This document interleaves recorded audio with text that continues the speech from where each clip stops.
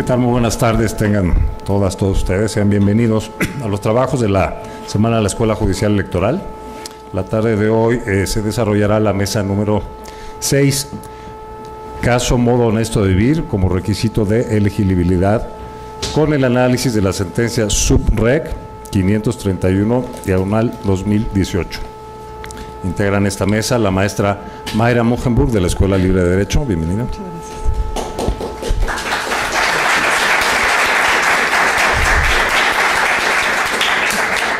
La maestra Rosalinda Amezcua Hernández de la Escuela Libre de Derecho.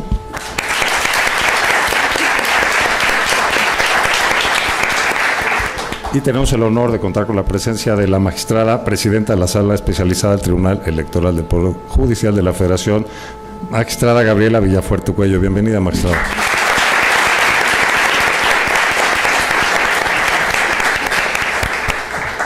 La relatora es la maestra Roselia Bustillo Marín, también del Tribunal Electoral.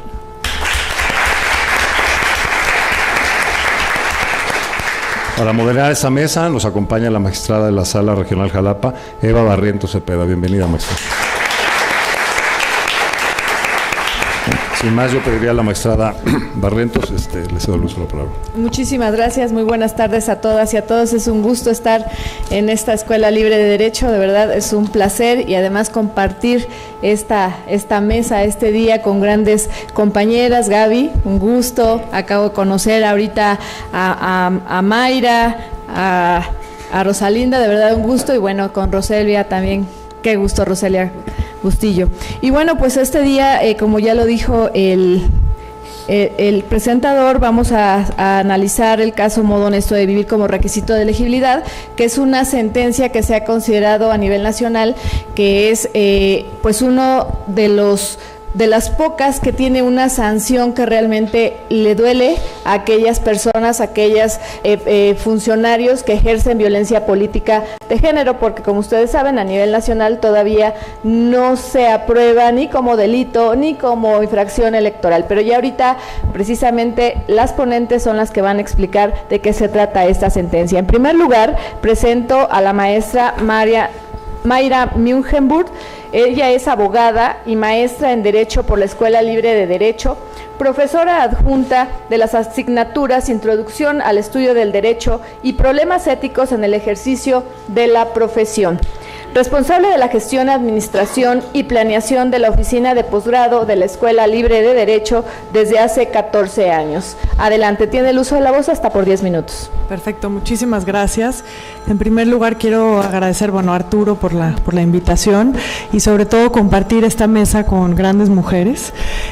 Dos de las que tengo aquí, Rosy fue mi compañera de la maestría, entonces la quiero mucho, y la magistrada Gabriela, que es profesora de la maestría, a quien también hemos llegado a estimar muchísimo, y a Roselia la conocimos cuando hicimos el diplomado electoral, y a la magistrada la acabo de conocer ahorita, entonces estar con grandes mujeres es un honor de verdad. Y yo además, tenemos un reto doble, porque tener a dos magistradas, nos pone en una situación un poco más difícil, porque además al final creo que Rosy y yo vamos a hablar como ciudadanas, abogadas hasta cierto punto, entonces de principio quiero decirles que la sentencia es una sentencia extraordinaria. Uno la ve y uno dice, estoy leyendo, esto lo hizo un juez sueco, ¿no? O sea, es verdaderamente increíble. Entonces, al final, eso como mexicano, nos da un orgullo enorme, decir, nuestros jueces están a la altura de cualquier juez internacional, ¿no? Y en esta visión. En principio voy a hablar del concepto, el modo honesto de vivir, que ha habido muchos que lo han definido como esta conducta constante, reiterada, del hombre al interior de su comunidad, con apego a los principios de bienestar considerados por la generalidad de los habitantes de ese núcleo en un lugar y tiempo determinado, como elemento necesario para llevar una vida decente, decorosa, razonable y justa. ¿Qué quiere decir eso?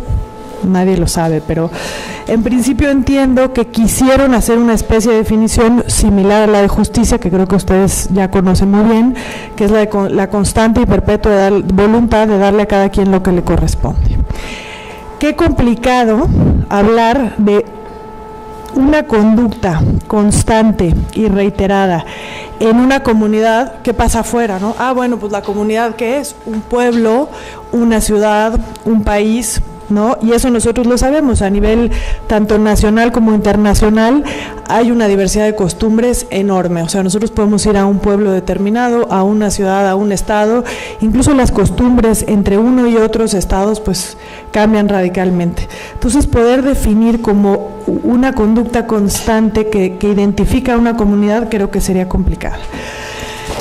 El tema de bienestar considerado en un núcleo, en un lugar y tiempo determinado, pues aún más complicado, porque entonces estamos hablando de, bueno, si es en un lugar o es en un tiempo, entonces lo que se usaba, y ustedes lo saben, ¿no? A lo mejor en una comunidad las costumbres de los papás o incluso en su misma casa, sus papás en muchas ocasiones les van a decir, oye, es que en mi casa eso estaba prohibido, y hoy en día pues son conductas que no es que sean inmorales ni mucho menos. Entonces creo que es complicado. Y entonces llego yo a mi primera conclusión, que yo había en algún momento que había analizado el tema, y digo, constitucionalmente no tiene sentido, es algo que se debe eliminar.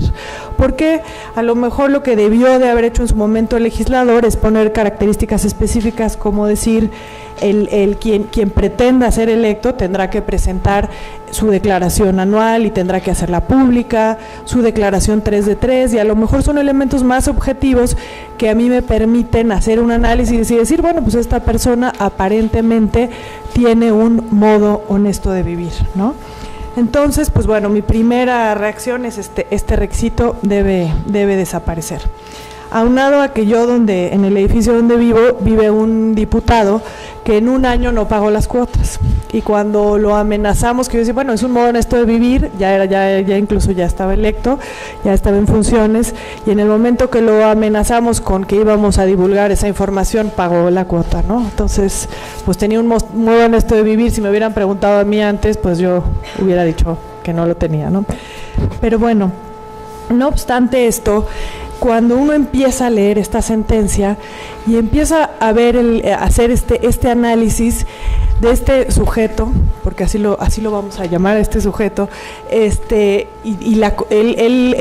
a una síndica, él era un presidente municipal en Oaxaca, y a la síndica, bueno, primero no le paga, no la convoca a las reuniones, y toda una serie de cuestiones.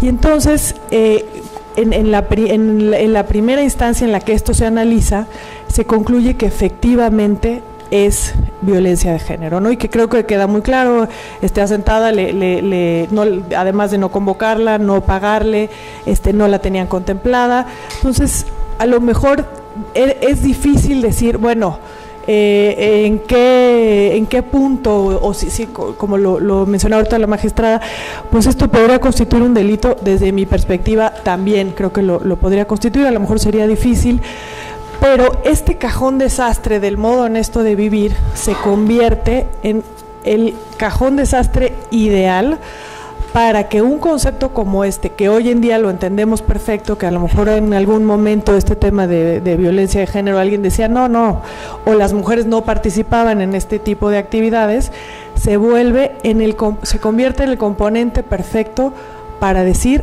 efectivamente, este señor comete violencia de género y en consecuencia no puede ser elegible, ¿no? Entonces creo que ahí es donde adquiere el valor y la importancia que debe de ser. ¿Qué pasa? Que incluso la sentencia va más allá, que incluso, bueno, ahorita platicando con Rosy y con algunos de mis amigos constitucionalistas, me dicen, no, pues es una sentencia que se excedió, ¿no? Porque lo único tenía que determinar con base en estos criterios, porque la sentencia incluso va más allá, pero a mí me parece, y que eso para ustedes, para efectos de como estudiantes, y que en un futuro pues les va a tocar a lo mejor ser jueces, funcionarios, que logren entender el valor que tiene un juez que va un poquito más allá, ¿no? Está el juez que, digo, obviamente nunca deja de ser valiosa y complicada la labor de un juez, pero el que logra ir más allá, pues sin duda tiene un papel fundamental.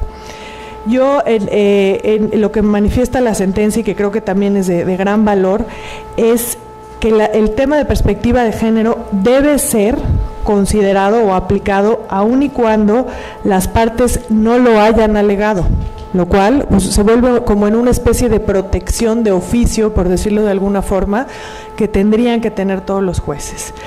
Incluso yo iría más allá en la interpretación de las propias normas, ir más allá, y cuando hay un tema de violación a cualquier tipo de cualquier violación que contemple violencia de género, la norma debe de ir más allá y interpretarlo a favor de quien sea la víctima.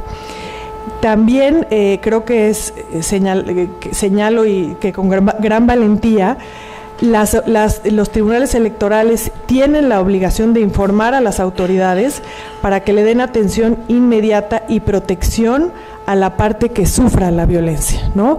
Y es mucho de lo que estamos viendo ahora, cuando las autoridades se limitan a hacer su papel o cuando pueden ir más allá de lo que les corresponde, y entonces cambia, ¿no? La situación cambia.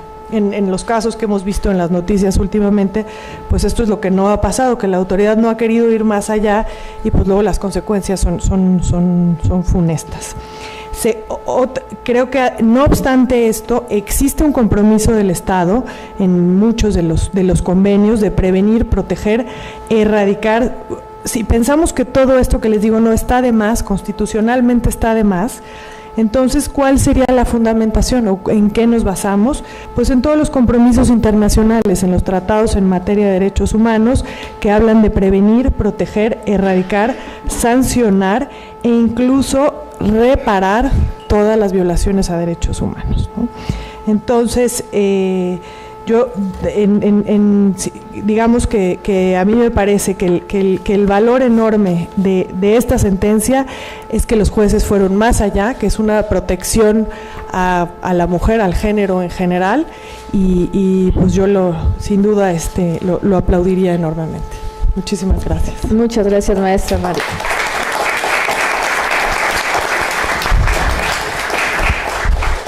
Sin duda, gran reflexión que les deja. ¿Se excedieron o estuvo bien lo que hizo el juez para los alumnos? Bueno, antes de continuar con las ponentes, voy a darle el uso de la voz a la maestra Rosalia Bustillo Marín para que nos relate brevemente la sentencia. Ella es secretaria de Estudio y Cuenta en la ponencia del magistrado Felipe de la Mata Pizaña en el Tribunal Electoral del Poder Judicial de la Federación, maestra en Derechos Humanos por la Universidad Iberoamericana y especialista en Derecho Constitucional y Ciencia Política por el Centro de Estudios Políticos y Constitucionales en Madrid. Actual doctoranda en Antropología por la Universidad Nacional Autónoma de México y en Derecho Electoral por la Escuela Judicial Electoral. Docente en la Universidad Iberoamericana desde el año 2004. Te escuchamos, Rosalia. Gracias. Bueno, buenas tardes a todas, a todos. Pues antes que nada, me da mucho gusto compartir la mesa con todas ustedes. Pues a todas ya las conozco desde mucho tiempo, ¿no?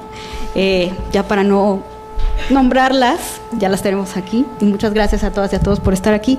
Pues yo lo que voy a hacer es pues relatarles un poco el contexto de la sentencia, qué fue lo que sucedió. Esta sentencia nos llegó, de hecho, a la ponencia del magistrado de la Mata, y tuvimos que enfrentarnos a esta solución, y de hecho la solución venía de Sala Jalapa, ¿no? Y quien venía en contra de la solución de la resolución de Sala Jalapa era el síndico.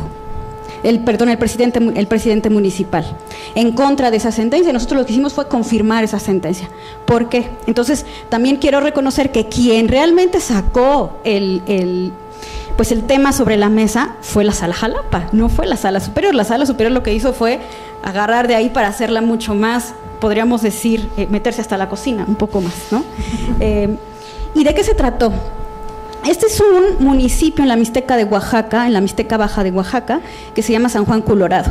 Ahí en la Mixteca Baja de Oaxaca, pues es un municipio en donde la mayoría, pues, son mixtecos, y tienen un sistema de elección mixto, podríamos decirlo así. Mixto es que se eligen por su sistema normativo interno en asambleas a quienes van a ser los candidatos para elegirse por el sistema de partidos. Entonces, primero eligen bajo sus propias tradiciones y después eligen por el sistema de partidos. Y entonces este es un municipio que lo hago porque en Oaxaca se hacen las dos elecciones, ¿no? Y aquí este era un presidente municipal que había sido acusado por la síndica por haber cometido violencia política de género contra ella, si bien ya Mayra nos comentó que a ella lo que hacía el presidente municipal era pues no dejarla realizar las actividades por el cargo por las cuales fue electa, no la dejaban entrar a las oficinas, no le pagaban su dieta, la estaba vigilando todo el tiempo, su dieta, es decir, la remuneración, no podía ella, no le daban todos los instrumentos para trabajar, todas las actividades que ella hacía se las relegaban a otros de los funcionarios y no para ella. Entonces ella se quejó, el Tribunal de Oaxaca confirmó que eso era violencia política de género contra ella porque tiene que ver con el ejercicio del cargo. El ejercicio, cuando tú eres votado, también el ejercicio del cargo tiene que ver con el derecho a ser votado o votada, y Sala Jalapa confirmó esa sentencia. Al haber una sentencia ejecutoriada por violencia política de género, él tenía que haber cumplido con las medidas para que ella pudiera ejercer el cargo, lo cual no cumplió. Entonces eso fue en 2017, llega 2018 y él se quiere reelegir en el mismo cargo. Así muchas mujeres pues saltaron y dijeron, ¿cómo? Pues si es una persona que tiene una sentencia que no ha cumplido porque ha cometido violencia política de género, ¿cómo se pretende reelegir en el mismo cargo? Entonces aquí es donde viene esta sentencia, en donde llega hasta Sala Jalapa, en donde le dicen efectivamente que él no se puede reelegir porque la Constitución de Oaxaca y la Ley de Oaxaca dice que uno de los requisitos para poderse elegir es que tengan un modo honesto de vivir. Y entonces el hecho de haber cometido violencia política de género contra una mujer, eso no era un modo honesto de vivir. Es decir, lo que se dice aquí en la sentencia como tal es que el hecho de haber violentado los derechos de una persona, eso no es un modo honesto de vivir, porque además es una parte de violencia institucional dentro de un ayuntamiento hacia una mujer que constituye el propio ayuntamiento. Sala Jalapa entonces, como sanción, como la primera sanción que existe dentro de, porque no existe una sanción, puede haber una sanción administrativa, puede haber una sanción penal contra este tipo de actos de violencia política, pero no electoral. Entonces lo que hizo Sala Jalapa fue pues revocar el registro de esta persona, del sujeto, como presidente, para reelegirse como presidente municipal, como una sanción electoral. Tú no tienes derecho a poderte reelegir por haber cometido violencia de género. Porque fueron actos continuados, aun y cuando él había cometido esa violencia en aquella sentencia que tenía que cumplir con las medidas para poder integrar a la síndica, no cumplió, sino seguía cometiendo actos de violencia. Llega a la Sala Superior y la Sala Superior confirma la sentencia de la Sala Jalapa. Y en esta sentencia, ¿qué hace la Sala Superior? Pues efectivamente hace un estudio del modo honesto de vivir, y en el modo honesto de vivir por también estar en la Constitución, ¿no? En el artículo 34 constitucional hace un estudio, y este es más un estudio, podríamos decir, de principios, más principialista de alguna manera, ¿no? Que de derechos, que abarca la tutela de los derechos, y lo que se buscó realmente, lo que dice Sala Superior ya en su argumentación, es que la cancelación de la candidatura busca erradicar los actos recurrentes de violencia política que impiden a las mujeres ejercer su derecho efectivo a cargos públicos y a disuadir otros sujetos que pretendan realizar otros actos de naturaleza, para decirle, a ver, si alguien más quiere cometer violencia política de género dentro de los cargos, pues saben que ya existe una sanción, existe un precedente. Y para esto, lo que fue más allá de la Sala Superior de Sala Jalapa, si bien Sala Jalapa las emitió, pero Sala Superior las amplió, fueron las medidas de protección para ella, para la síndica, y esas medidas las cuento rápidamente. Se abrieron 3 incidentes de inejecución porque no se cumplía, y de esos incidentes de inejecución lo que se trató es de, en las medidas de protección, que ella tuviera seguridad todo el tiempo. Primero fue un hombre y después en el segundo incidente la cambiamos por mujer, ¿no? Para que tuviera a una policía todo el tiempo con ella, para que hiciera los traslados de su casa a la oficina y de regreso. A la Secretaría de la Mujer del Estado a que capacitara a todos los integrantes del ayuntamiento, a la Secretaría de Finanzas para que le pagaran sus dietas porque el tesorero y uno de los secretarios no le pagaban, al secretario de Gobernación para que diera seguimiento a todo y al gobernador del estado. Ya en uno de los incidentes, del segundo incidente, como no se cumplía, se le daba vista a ella y no se cumplía, lo que se hizo fue reforzar las medidas ya con apercibimientos, si no cumplían, hasta al gobernador. Si el gobernador no cumplía con la sentencia, también podía ser apercibido o hasta abrirle un juicio político. Hasta allá nos fuimos para que se pudiera cumplir y finalmente se hicieron 2 acuerdos, uno para un protocolo que por primera vez se llevó a cabo en materia electoral de una visita in situ de funcionarios del tribunal para que acudieran a ver cómo estaba la situación de ella. Se hizo el protocolo y fueron al final algunos funcionarios a hablar del tribunal de la Sala Superior, a hablar con los funcionarios involucrados y con la síndica. Al final, con trabajos llegaban todavía constancias, se fue cumpliendo la sentencia, pero esto pues todavía se tardó, ¿no? Y bueno, hasta ahí esa rápidamente es la relatoría del contexto de la sentencia. Gracias. Muchas gracias, Roselia.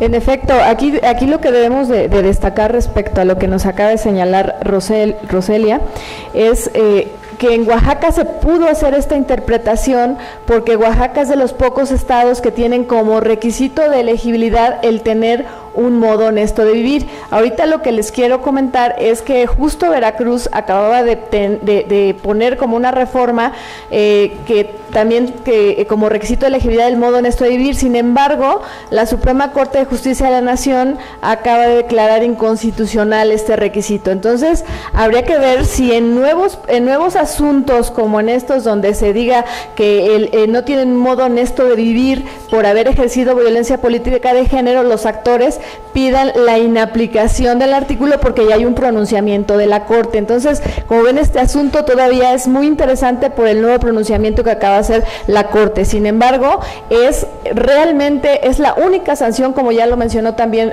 Roselia, para sancionar a aquellas personas que esté por sentencia, porque eso sí es el requisito esencial, que esté sentenciado, que esté realmente probado que haya ejercido violencia política de género, para que la consecuencia es que sea inelegible. Y otro dato bien importante de esa sentencia, y que lo hace ver la sentencia de Sala Superior, es que esta inelegibilidad no es indeterminada, porque si no sería desproporcionada, será para el siguiente proceso electoral en el cual se quieran reelegir. O sea, no puede traducirse esta inelegibilidad de por vida, porque eso iría en contra de los derechos humanos justamente. Bueno, a continuación doy el uso de la voz a la maestra Rosalinda Amezcua Hernández. Ella es abogada por la Escuela Libre de Derecho, donde también cursó sus estudios de maestría.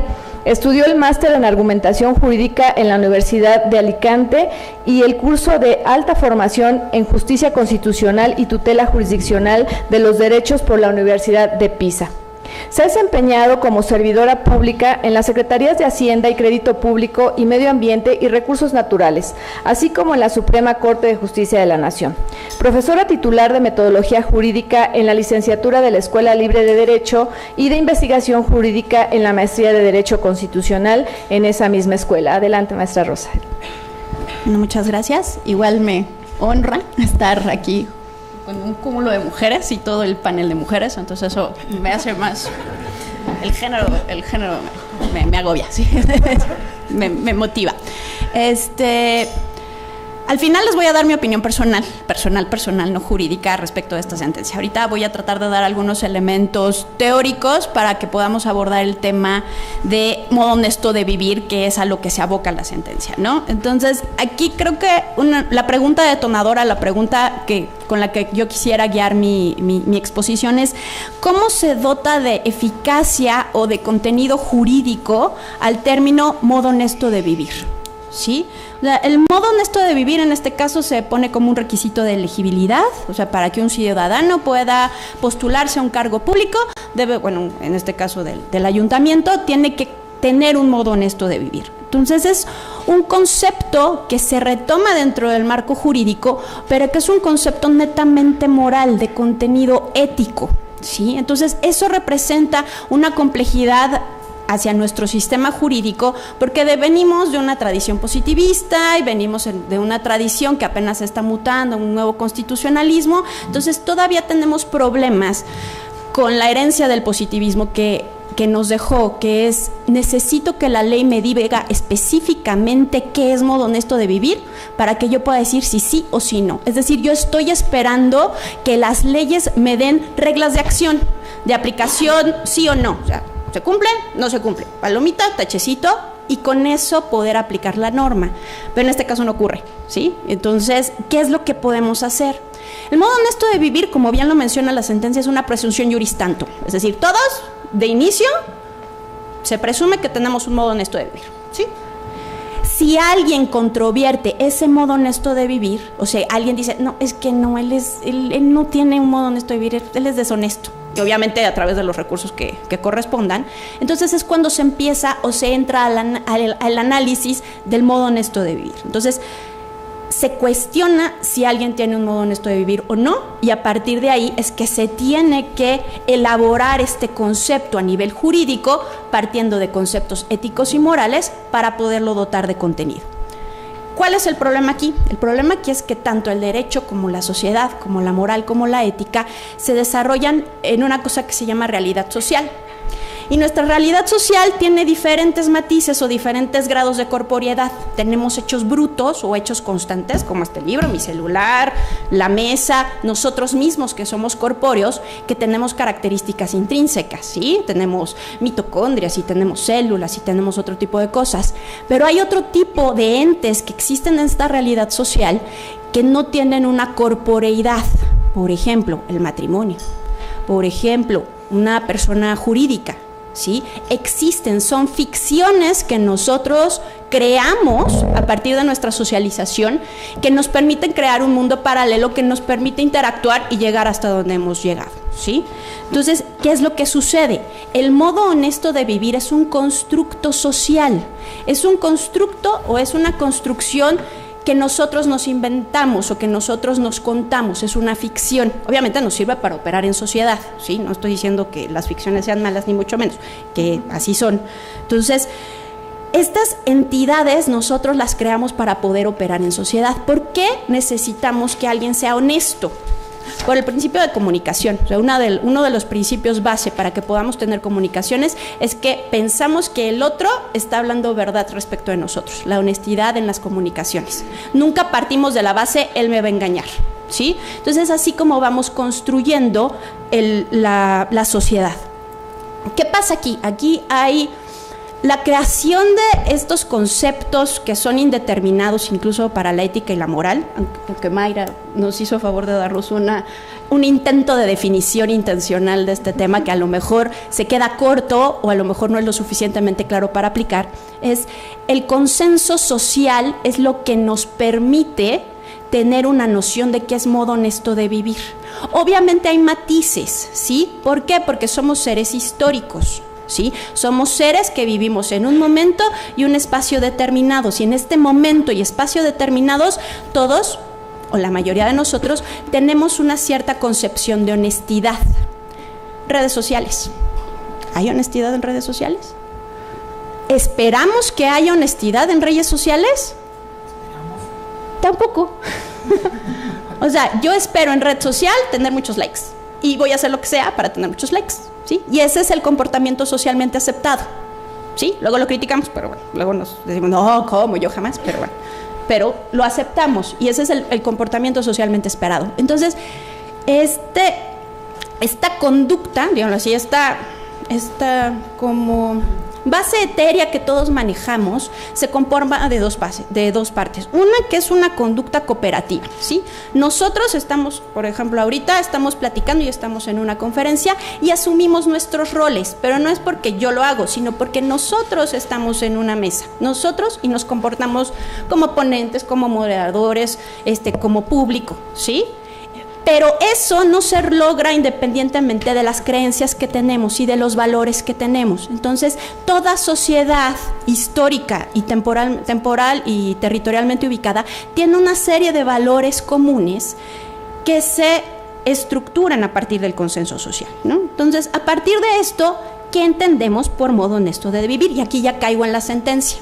La sentencia hace una igualación de que modo honesto de vivir es respetar la normatividad en materia de género, ¿Sí? ¿Por qué? Porque tengo una base muy fuerte normativa en donde la violencia de género en materia política está reprobada, ¿sí? Es una conducta, que decíamos aquí, una conducta reprobable, ¿sí? ¿Por qué? Porque es un servidor público del que estamos hablando, es un presidente municipal, ¿sí? Es un servidor público. Como servidor público debe de defender los derechos humanos de acuerdo con el artículo 1 constitucional. Y eso implica que defienda también lo que dice CEDAW, lo que dice Belém do Pará y lo que dicen todas las leyes en contra de discriminación y de la vida, ¿qué es?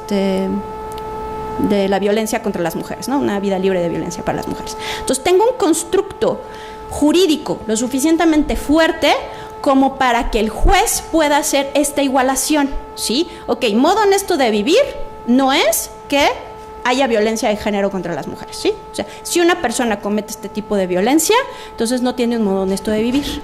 Ahí yo tengo mis dudas respecto de la igualación, porque como decía Mayra, es una conducta constante. La constancia en este caso viene de que el presidente municipal, pese a que fue sentenciado, siguió cometiendo las mismas, o sea, persistió en la falta. A lo mejor si él hubiera redimido la falta y hubiera empezado a convocar a la síndica y a pagarle la dieta y a dejarla jugar, no hubiera tenido la síndica la posibilidad de haber alterado o cuestionado el modo honesto de vivir, porque fue un error, rectificó y retomó el camino del bien, ¿sí? Rectificó. Pero ¿qué es honestidad? Por ejemplo, si yo soy honesta con lo que pienso, me cae muy gorda esta persona, la odio con toda mi alma, ¿sí? No me gusta. Y entonces no se espera que yo trate bien a alguien. Si soy honesta, tú me caes muy mal, ¿sí? Y no te voy a dejar trabajar, fin de la historia. A lo mejor el presidente municipal fue honesto, porque le caía mal la síndica o porque de acuerdo con su ideología la síndica no merecía estar ahí, ¿sí? Entonces ahí creo que esta igualación que hace la sentencia respecto de modo honesto de vivir a cumplir con la legislación en materia de género es un poquito forzada, ¿sí? Jurídicamente hablando, básicamente. ¿Qué pasa aquí? La sentencia, ¿cuántos tiempos tengo todavía?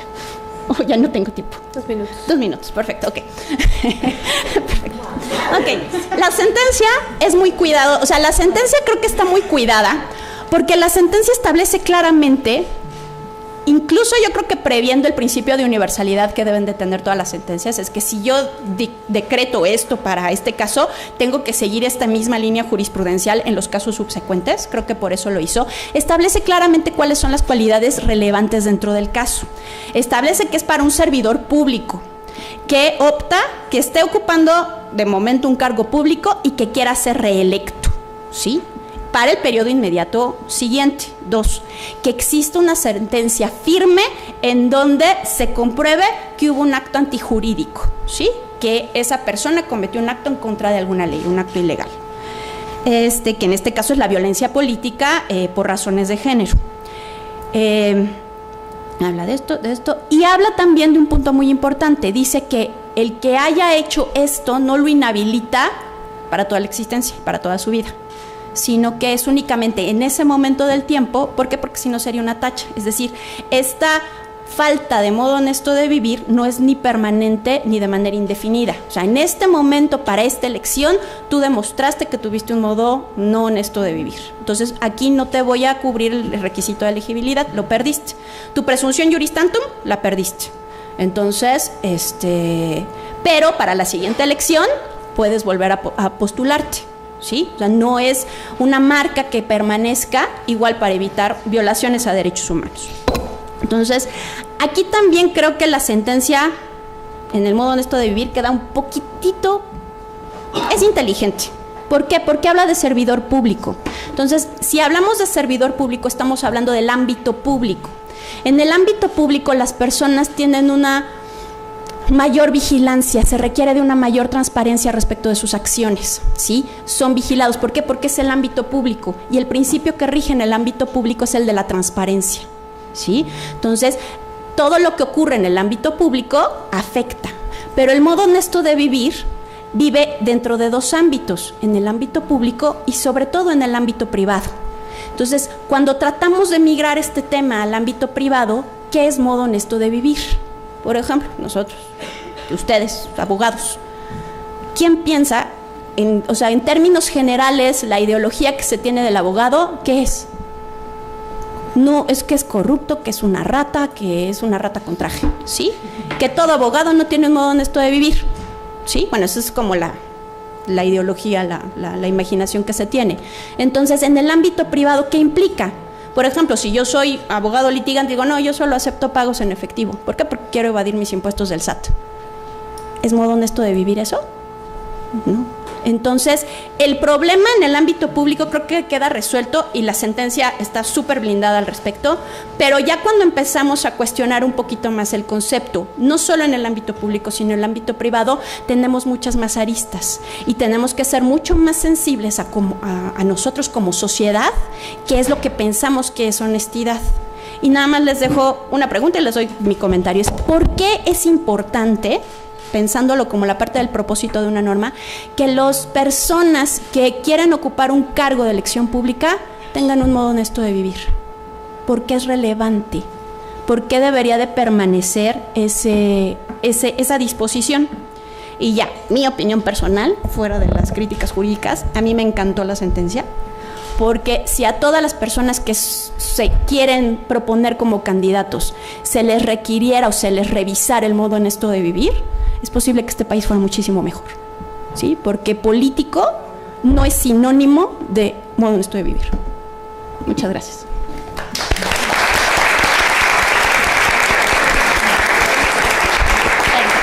Muchas gracias, muy buenas reflexiones y me detengo un poquito en lo que señalabas de la línea jurisprudencial. En efecto, se dejó de esa forma y el hecho de que aún ya dictada la sentencia no la cumplía y seguía con los actos de violencia, fue solamente para hacer evidente que era merecedor como para un agravante.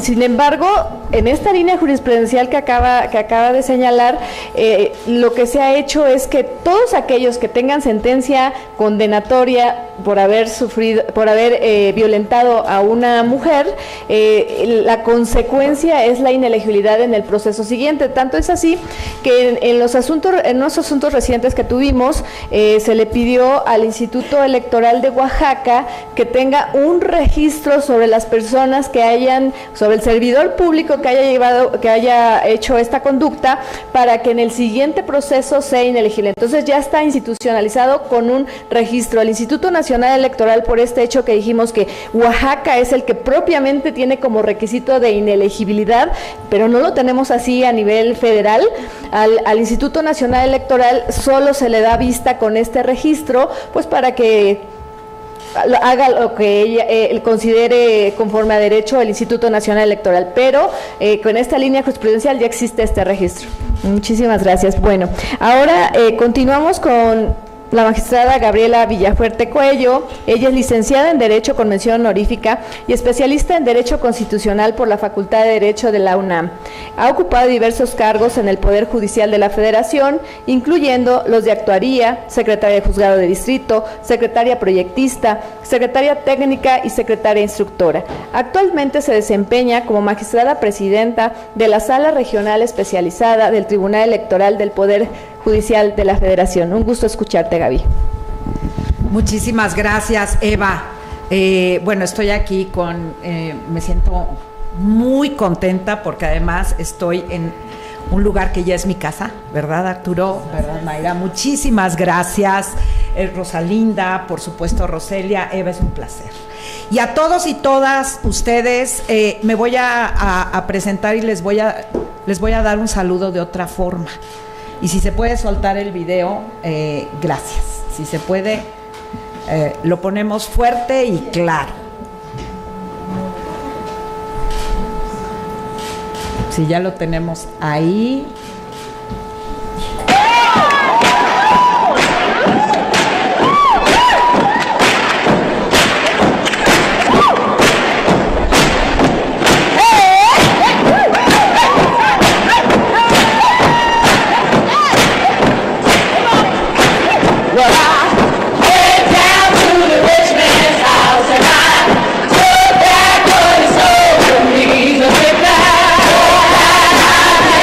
See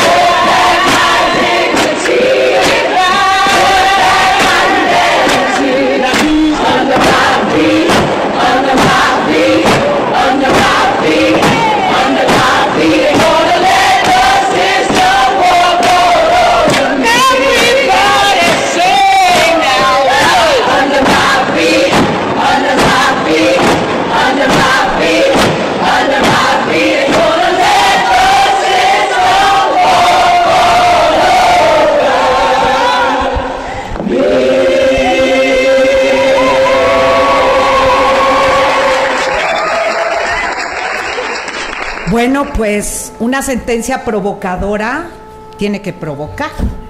Y cuando una sentencia es provocadora, y más en un país en donde hay 10 mujeres, 10 feminicidios diarios, niñas, mujeres, una sentencia que trate cada vez de restaurar el orden quebrantado no será suficiente. Necesitamos más, necesitamos muchas. Tenemos que decir ya basta. Y las sentencias son un espacio que debe de utilizarse para transformar. Creo que las sentencias como política pública hacen mucho bien. Y hacen mucho bien porque en un país en donde la violencia de género es la constante, me da mucho gusto estar con la juventud, hombres y mujeres, pero aquí les aseguro que todas las mujeres que están aquí, las que estamos sentadas, hemos tenido escenarios de violencia, hemos sido violentadas y muchas veces hemos cometido violencia también.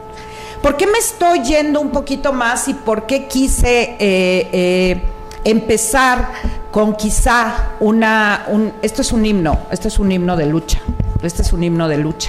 porque eso es lo que se tiene que hacer. Ya no hay cabida para formalismos exacerbados. La crítica a las sentencias es que estamos haciendo activismo judicial. No, este no es activismo judicial. La necesidad es que las sentencias sean transformadoras de una realidad que mata a las mujeres. Porque me quiero ir un poquito más abajo hacia qué fue lo que pasó en esta presidencia municipal, en donde hay una síndica que genuinamente desde que fue electa nunca pudo ejercer su cargo. Su viacrucis comenzó desde el día, ¿saben desde qué día empezó su viacrucis? Cuando se le ocurrió ser candidata. Ese día realmente empezó el problema. En una sociedad patriarcal, en una sociedad en donde se tenía que enfrentar primero quizá a una familia que no estaba de acuerdo en que ella fuera candidata. Ese es el primer obstáculo para que se den cuenta de las desigualdades estructurales a las que se enfrentan las mujeres en general. Las mujeres nos enfrentamos a desigualdades estructurales. Y en la política peor, porque en la política es sutil, es suave, es poco veneno, pero mata igual. Simplemente en el pasado proceso electoral y de lo que hay registro, 116 políticas mujeres agredidas, 16 candidatas asesinadas. Si esos números, además como parte, recuerden, de una violencia que mata 10 mujeres diarias, imagínense el escenario de la política. Pues bien, entonces la competencia no es igual. La competencia empieza desigual desde el momento en que a uno se le ocurre nacer mujer. Ahí empieza todo desigual. Y una mujer en la política es cuestionada todo el tiempo por su talento, por su capacidad, por cualquier razón. Voy a decir una frase que es horrorosa, no me gusta, lo anticipo de una vez, no creo en ella, pero es una realidad en este país y en la actividad diaria de las mujeres con los hombres. Estoy en un espacio académico con motivo de estas magníficas semanas de la Escuela Judicial Electoral, que son la oportunidad de poder traer todos estos temas, y la sentencia nos permite tratar todos estos temas. Pero fíjense, dice Estel Ramey, la igualdad llegará cuando una mujer tonta pueda llegar tan lejos como hoy llega llegó y llegará un hombre tonto. ¿Saben qué es lo que pasa en el escenario de la actividad pública y de la actividad privada en las empresas también? Que el patriarcado ha tenido beneficios todo el tiempo y privilegios sin justificación. ¿O cuál podría ser la justificación? Ninguna. Y a las mujeres se nos ocurrió salir del espacio privado, de las labores de cuidado, de las labores de actividades de beneficencia, de agradar a la familia, para querer ocupar espacios públicos. Y ahí llegó la violencia también de la mano. Sí, estamos muy satisfechas y muy satisfechos y se llenan foros con números. Ya hay paridad. Sí, ya está hasta en la Constitución. Pero hay tanta perversidad y tanta violencia de por medio. Y ahorita que hablábamos de los temas y en donde se da la violencia, fíjense que en sala especializada hemos visto una infinidad de asuntos que tienen que ver con violencia contra las mujeres candidatas, servidoras públicas. Y la importancia de esto es que es la comunicación política. Porque imagínense esa síndica, por favor imagínensela. Yo creo que para entender esta sentencia tenemos que entender en el país en el que vivimos. Un país en donde a las mujeres no se nos permite hacer las cosas, en donde el patriarcado está enojado, perdón, así de simple. Les estamos quitando la mitad del poder, a ver, que no les corresponde, ni nunca les ha correspondido. Están enojados. Entonces, ahorita que comentaba Rosalinda, efectivamente, ¿cuál fue la razón que tuvo el presidente municipal para no permitirle, porque además es obligación, darle los elementos de trabajo es obligación, partamos que es su obligación, pero primero y antes que nada, ¿de quién fue la decisión que esa mujer estuviera ahí? De quienes votaron por ella. Y con eso no se supone que el derecho a ser electo y a ser electa, el derecho pasivo, derecho humano, nos llenamos la boca al decir derechos humanos.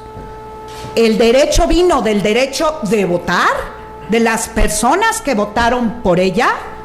El presidente municipal no se puede oponer a menos que ella hubiera dado pie a una responsabilidad administrativa. Pero ¿saben qué es lo peor de todo? Digo, con quizá me pueda yo equivocar. No. El problema fue que era mujer. Y que quizá le puso sobre la mesa las actividades que el presidente municipal tenía que hacer. Y quizá ejerció su papel y el cargo público que tenía. Se le ocurrió no someterse, porque de entrada se espera en los cargos públicos que las mujeres nos sometamos a la decisión de los hombres, jerárquicamente arriba, o ¿qué creen? O no. Inmediatamente el patriarcado hace su parte. Entonces yo esperaría que la síndica hubiera tenido que esa hubiera sido la razón. Pero la razón fue porque simplemente era mujer, porque salió de su casa, porque tenemos que ver la realidad, y Roselia no me puede dejar mentir, cuál es la realidad también de Oaxaca, pero ojalá nada más fuera de un estado de la República. No, México completo es un país en donde la discriminación, la violencia no permite que las mujeres nos desempeñemos al 100%. Al 100%. Tenemos que pensar muchas cosas. Fíjense, una candidata, cuando hablamos de la actividad política, un candidato se registra, un candidato va en su camino. Imagínense la carrera. Una candidata que además tiene que estar vigilando y viendo la cantidad de propaganda. Aquí tengo ejemplos y sí se los voy a pasar, pero no sé si ahorita. Bueno, todo lo que traigo aquí y los traigo en físico, porque choquean, por decirlo de alguna manera, la manera en que la propaganda y la manera en que se expresan partidos políticos y candidaturas de las mujeres cuando están en campaña. Pero además tienen que perder el tiempo de su campaña en ir a denunciar. Y además tienen que seguir adelante asuntos porque tienen que estar, en lugar de estar haciendo campaña, están invirtiendo tiempo valioso de campaña en seguir denuncias. ¿Por qué les digo todo esto? Porque al dictar una sentencia, todo esto se tiene que ver. Una sentencia no se puede basar en normas hoy frente a estos flagelos. Es imposible, es imposible. Claro que se cuestiona y lo entiendo, porque se nos cuestiona como... Yo soy una jueza y soy una jueza que en ciertos casos, y se los digo aquí y lo digo fuerte y lo digo claro también, actúo de oficio. Porque hay mucho desconocimiento, sobre todo en la política, y que las mujeres entiendan y vean y aprecien cuándo se les está sometiendo a escenarios de violencia. Y cuando hablamos de servidores públicos, esto no se queda en el servicio público. En sala especializada, desafortunadamente tenemos un sinnúmero de sentencias de violencia política. Yo quisiera traerles mejores números, pero no se los traigo. No se los traigo. Porque hay periodistas en redes sociales que violentan a las candidatas. Periodistas que, escudados ¿en qué? Inmediatamente. En la libertad de expresión. ¿La libertad de expresión es sagrada? No. La libertad de expresión tiene límites. Y aquí tenemos un derecho que está en una convención, pero así no estuviera en una convención, el derecho de las mujeres a vivir una vida libre de violencia. Punto. ¿Por qué es tan difícil? Y si viviéramos en un país, que no sé si haya alguno en este planeta, en donde no haya violencia para las mujeres, no se justificarían estas sentencias que traten de restituir el quebrantamiento social que existe. Pero no, vivimos en México y en las sentencias son acciones de política judicial que se tienen que utilizar. Se tienen que utilizar. Porque fíjense, en este caso, esta síndica fue electa por 3 años y resulta, como nos platica Roselia, que todavía se le pidió en incidentes, porque además es tortuoso querer que se cumpla una sentencia que establece violencia de género, porque nadie la entiende, porque no se entiende, porque es subjetiva. No es subjetiva. No es subjetiva. La realidad es que la síndica no pudo trabajar. ¿Y por qué no pudo trabajar? Porque se le puso enfrente un presidente municipal que, teniendo la obligación de darle todos los elementos para que desempeñara el trabajo, que además fue una decisión en el voto, no quiso. No, simplemente no quiso. Para mí, lo tengo que ver. Vivo en un país en donde tenemos una herencia patriarcal que al día de hoy hace mucho daño. Entonces, ahí ese contexto, ver el Estado como entidad federativa, la situación, todos esos ejercicios se los comparto, porque como jueza, cuando dicto una sentencia, tengo que ver todo esto. Y lo traemos y hacemos ejercicios de inversión de lenguaje. Esto es buenísimo. Hagan ejercicios de inversión de lenguaje y se van a dar cuenta cuando están de frente a un escenario estereotipado, a un micromachismo. Hagan ejercicios de inversión a las candidatas inmediatamente. ¡Qué barbaridad, candidata! ¿Y dónde va a dejar a sus hijos?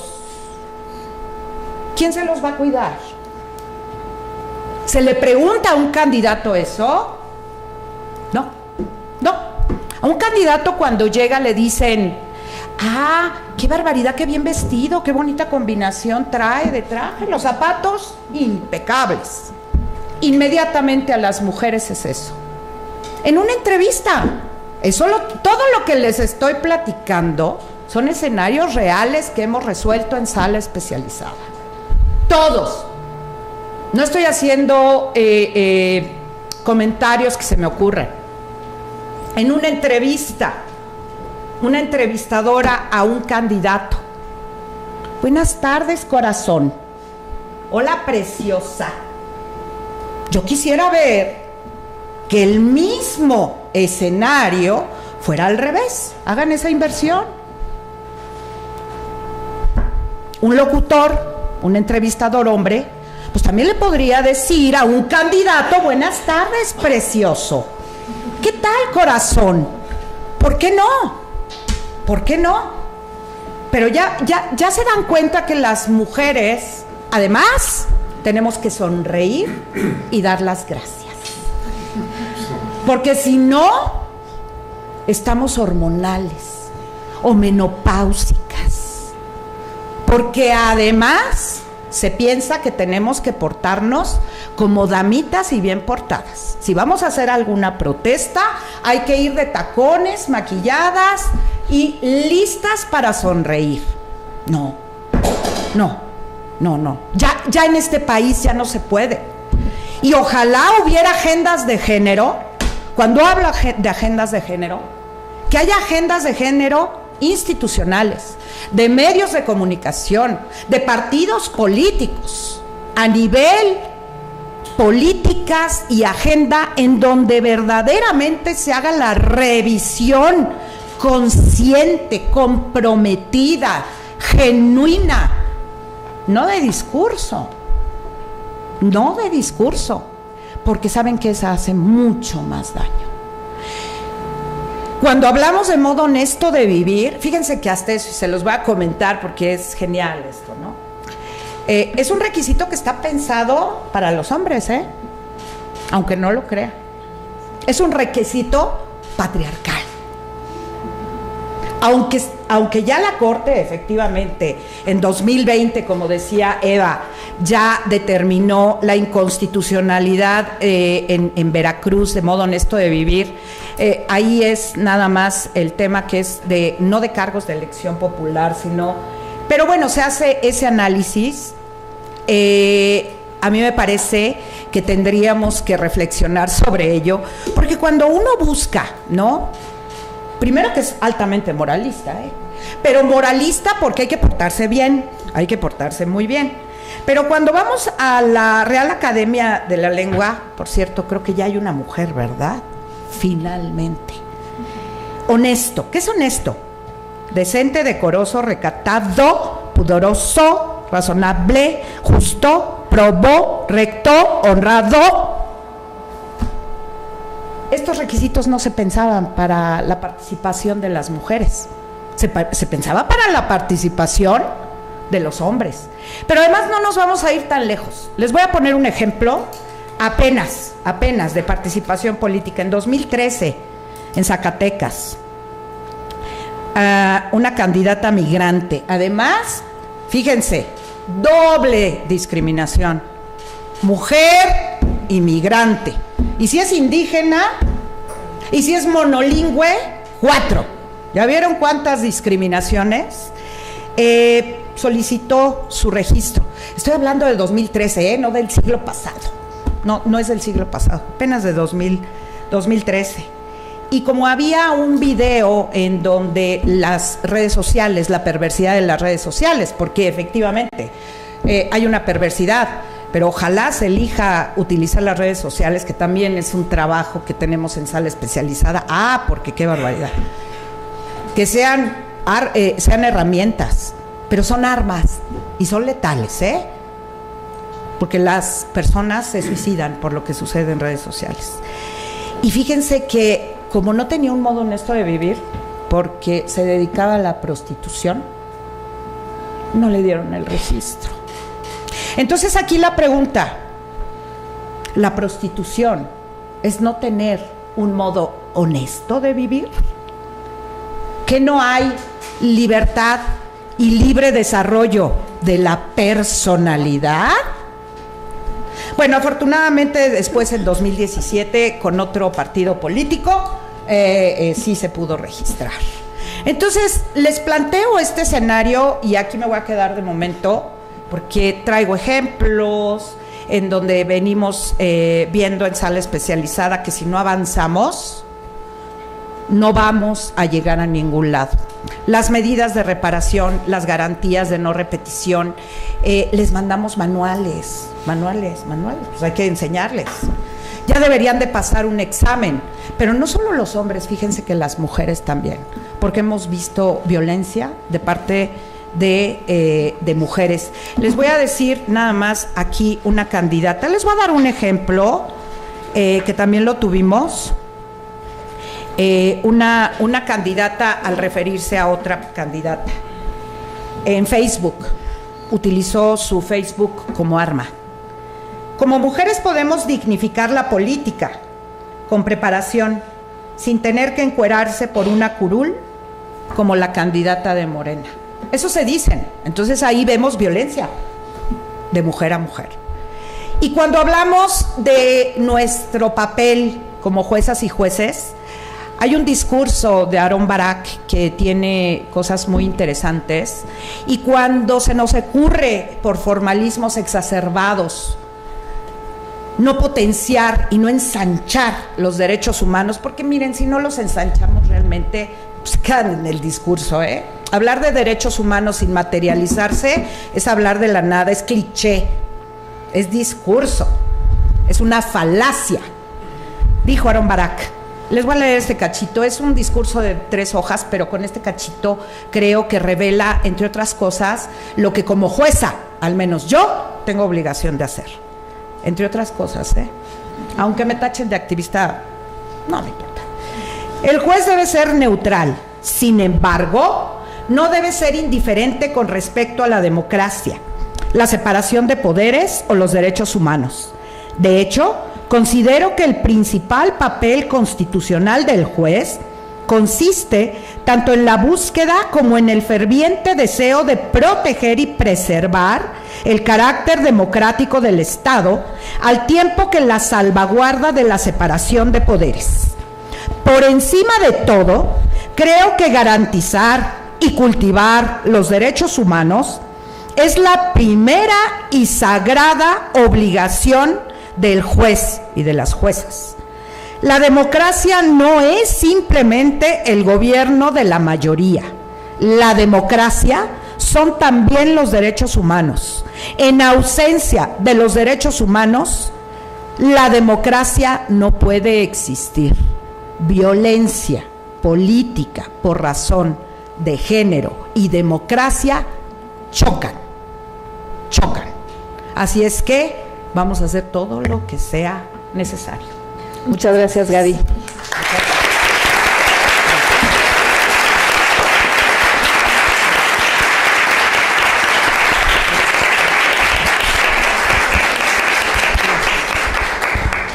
Muchísimas gracias, Gaby, por ese excelente saludo que nos diste, porque nos haces conscientes. Muy bien, ahorita en los siguientes 5 minutos que tenemos en la segunda ronda, si nos los haces ver, porque pusiste el dedo en la llaga, hacernos conscientes que la discriminación y la violencia se ve como algo natural. Y por eso es que muchas veces mujeres y hombres no nos damos cuenta si nos están violentando o estamos violentando. Entonces necesitamos hacer conciencia, no sensibilizar, porque muchas veces ya la palabra es vamos a sensibilizar, no, hacer conciencia de que estamos haciendo violencia cuando estamos discriminando a otras personas. Y lo que tenemos que hacer caminando, como bien decías, a través de folletos, de libros, que también lo hacemos nosotros, pero a través de una actividad interinstitucional, así como ahorita lo está haciendo la Escuela Libre de Derecho, primero a través de la educación para la prevención, y segundo, si desafortunadamente ya se dio la violencia política, entonces a través de sentencias que, aunque estén forzadas jurídicamente, como diría sí, pero que son necesarias precisamente para inhibir ese tipo de conductas y que no se repitan. Bueno, pues doy rápidamente el uso de la voz, ahora hasta por 5 minutos en una segunda ronda. En primer lugar, a Mayra, por favor. Muchísimas gracias. Ya ahondando en el tema de violencia, porque parte de lo que señala esta sentencia es que es la violencia que pueden constituir actos u omisiones, ¿no? Que esto es importante porque muchas veces la violencia normalmente tenemos la idea que es un acto, ¿no? Una agresión, pero también se puede ser a través de una omisión, y que la sentencia aquí señala que son generados por un servidor público, que también señalaba Rosy, pues es aún más grave, ¿no? Porque al final un político o un funcionario que es electo debe de tener como prioridad mejorar la calidad de vida de las personas. Independientemente de esto, el Estado debe garantizar medidas en contra de la violencia de género, tanto a nivel legislativo. Debe eliminar cualquier práctica que lo fomente o que de alguna forma lo permita. Y otro de los factores importantes es mediante mecanismos judiciales, que es precisamente lo que señalaba con toda claridad la magistrada. Si a lo mejor las normas no dan como tal, o el Poder Legislativo no ha hecho su trabajo, pues definitivamente se tiene que hacer a través de un mecanismo judicial. Otro gran valor que creo que tiene la sentencia es estas medidas preventivas, que empieza ya a los casos en los que prevé que puede haber o que haya habido, y que de forma posterior pudiera reiterarse esta conducta, entonces ha dictado medidas preventivas para efectos de que esto no se lleve a cabo. En el caso de Oaxaca, bueno, pues sin duda la sanción incluso fue la revocación del mandato de esta persona. Bueno, ya no se pudo reelegir, y teniendo como prioridad, creo que otro de los fundamentos importantes que señala esta sentencia es que una mujer no solamente pueda acceder al cargo, pero además pueda ejercerlo plenamente en condiciones de igualdad material, ¿no? Digamos que reiterando estos principios de representatividad y gobernabilidad, o sea, es hacer realidad la igualdad señalada en nuestra Constitución. Y como les mencionaba, en cuanto a la violencia, aquí hubo varias omisiones, porque omitió convocarla, omitió darle información, prácticamente fue una destitución, ¿no? Y además, pues bueno, no pagarle. Entonces les digo, la sentencia de súper vanguardista estableció la restitución del cargo, que se le convocara, obligarlo a convocarla a las sesiones y pagarle, y que efectivamente pudiera ejercer de forma libre el cargo, ¿no? Entonces, al final este es un funcionario, ¿no? Las violaciones a derechos humanos las tiene que hacer el Estado o algún órgano del Estado, algún funcionario del Estado, no en esta visión, o por lo menos tradicional, que esta violación. Pero por lo menos también yo creo que como principio muy claro se debe establecer que quien que ha sido electo, forma parte del gobierno, es un funcionario público, y que bajo la circunstancia que sea haya violado algún derecho humano, no tiene un modo honesto de vivir, ¿no? Esa sería mi conclusión, y de nuevo pues aplaudo sentencias como esta. Muchísimas gracias.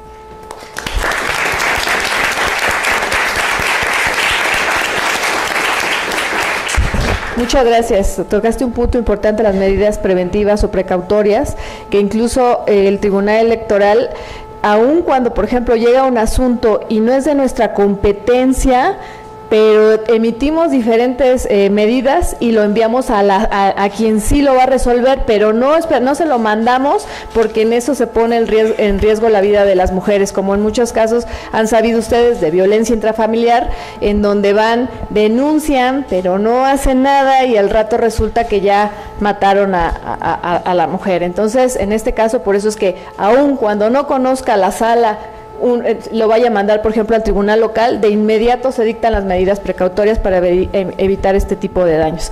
Bueno, a continuación doy el uso de la voz a la maestra Rosalinda, por favor. Gracias. Retomando un poquito mi réplica y retomando un poquito esto de lo que hablábamos del consenso social, que es una conducta cooperativa y son creencias, valores compartidos, ahorita reflexionando con lo que dijo la magistrada, ahorita estamos en un momento de cisma, o sea, las creencias que tenemos o las creencias que tenemos y los valores que tenemos ahorita se están simbrando, estamos reestructurando y recomponiéndonos a partir de estas requisitos, ¿no? Estas demandas sociales que existen de los grupos socialmente discriminados. Sí, no solo son mujeres, son indígenas, son personas con discapacidad, o sea, son migrantes, o sea, hay muchos, digámosle, subgrupos en este conjunto social que están reclamando una atención especializada de las mayorías, ¿sí?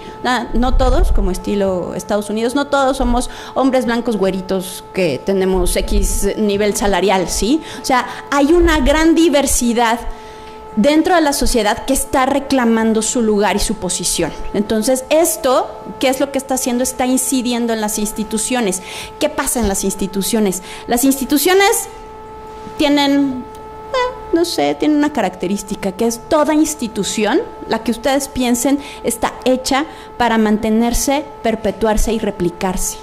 Cualquier institución, la iglesia, el patriarcado, cualquier institución, incluso las universidades, cualquier institución, lo que busca a lo largo del tiempo es mantenerse, es no mutar, es no cambiar, tienen una aversión al cambio, salvo cuando ya hay conflictos sociales muy fuertes, en donde ya podemos tener tesis, antítesis y síntesis, y volvemos a reestructurar una nueva institución. Entonces, ¿qué es lo que está pasando y que viene de tiempo atrás, a partir de un poquito antes de la reforma de 2011, pero a partir de la reforma de 2011 en materia de derechos humanos mucho más vívida? Es el poder judicial, es el bastión de la defensa de los derechos humanos. O sea, lo que el legislativo, que tiene una estructura mucho más pesada, que es una estructura mucho más de acción comunicativa que no se logra por los intereses políticos que se están representando ahí, que no todos estamos representados ahí.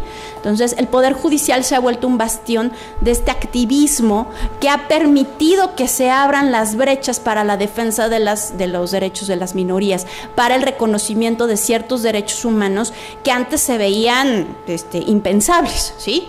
Por ejemplo, a mí me encanta, me fascina, me encanta, eso es así como un hobby, cada vez que doy clases, es buscar jurisprudencias de la quinta época. Si no lo hacen, háganlo.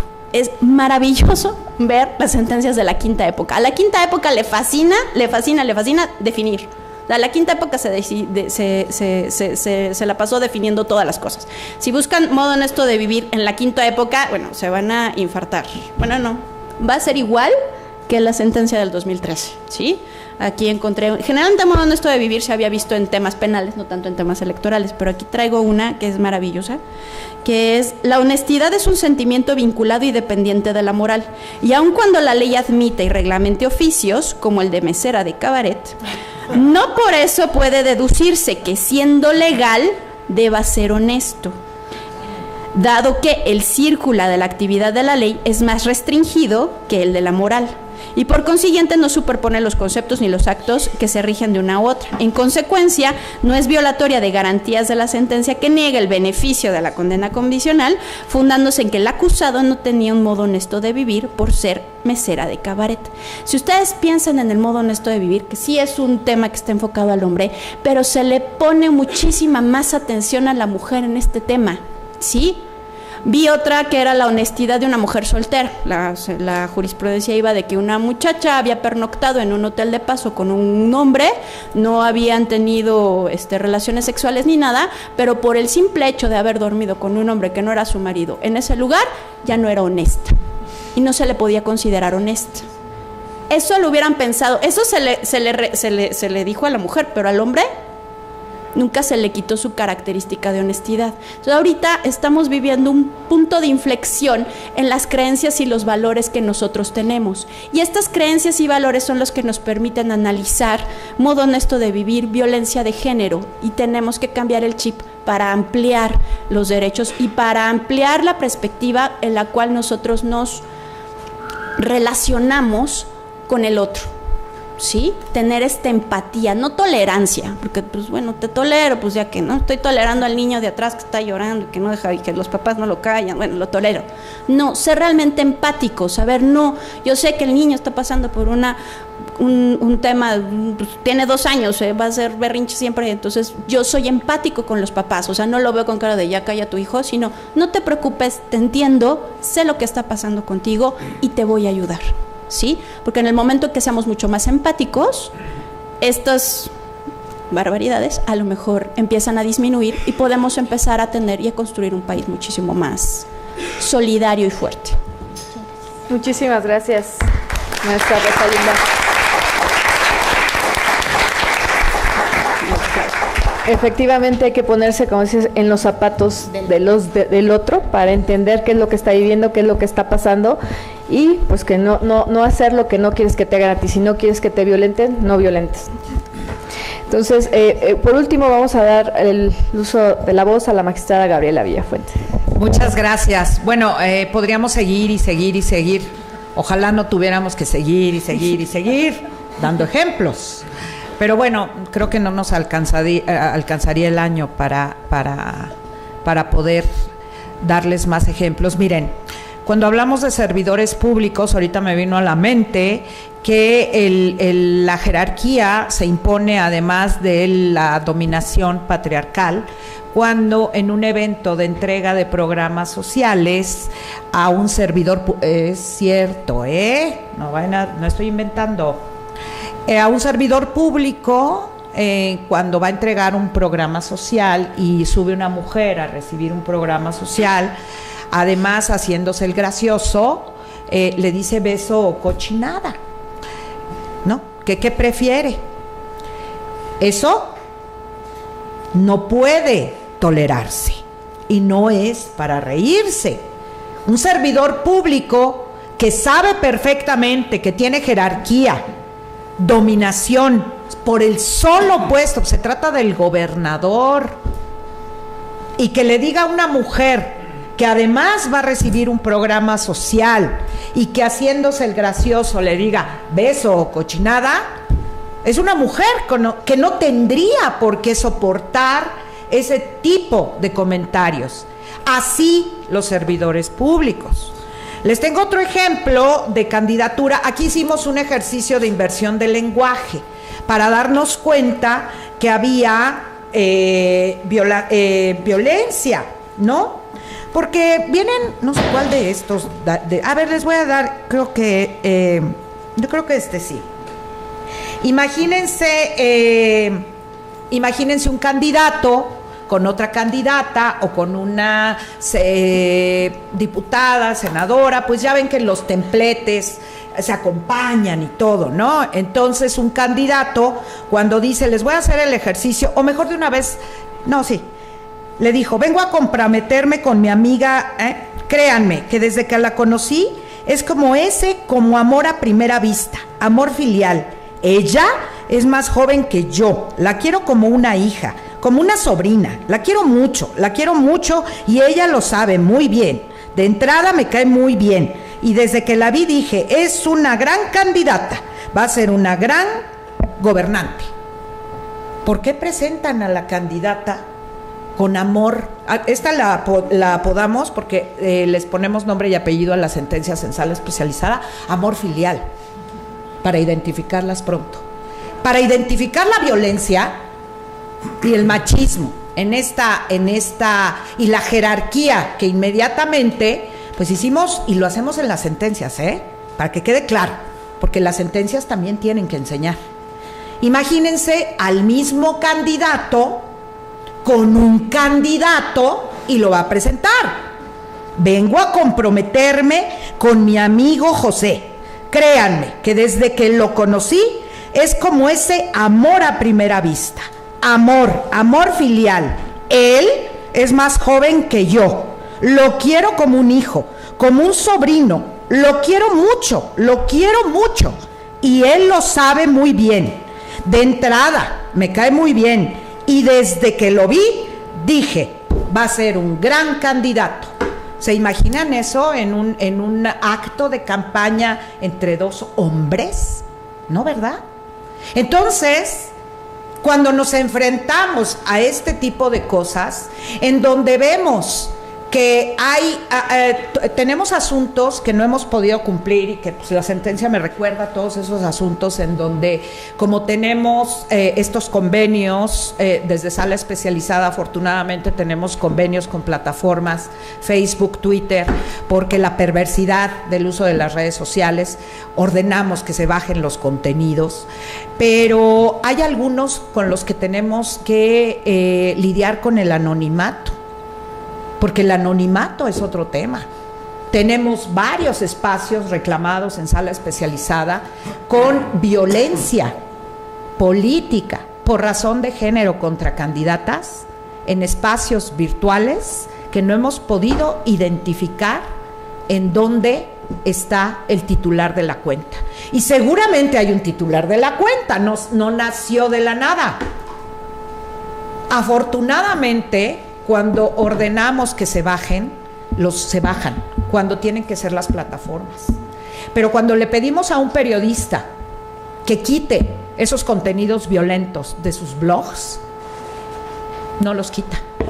Tenemos que llegar a hacer apercibimientos, tenemos que llegar a ese límite de la actividad del Estado para ordenar ese tipo de cosas. Así es que no hay compromiso, no hay conciencia, no hay empatía, no es genuino a veces, no quiero decir siempre, pero quizás sí sea casi siempre, el compromiso para erradicar la violencia.